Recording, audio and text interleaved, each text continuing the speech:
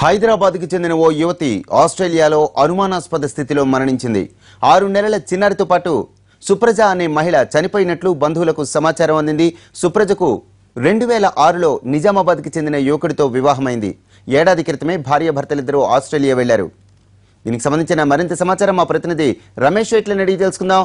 రమేష్, చెప్పండి, సుప్రజ మరణానికి సంబంధించిన పూర్తి వివరాలేంటి?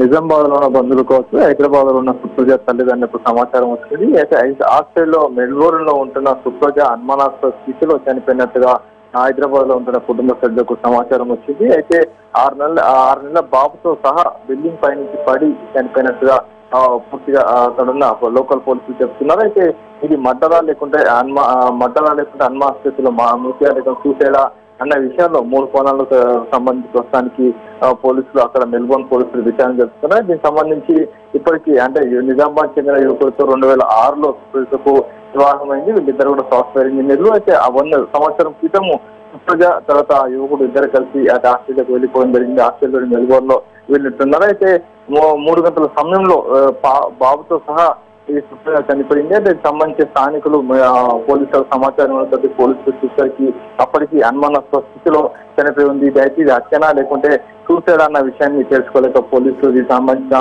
పూర్తి స్థాయిలో ఇంకా ఎంక్వైరీ చేస్తున్నారు. దీనికి సంబంధించి కుటుంబ సభ్యులు కూడా ఇప్పుడే సమాచారం వచ్చింది. వాళ్ళు కూడా దీన్ని పూర్తి స్థాయిలో తెలుసుకునే ప్రయత్నాలు చేస్తున్నారు. Right, thank you Ramesh.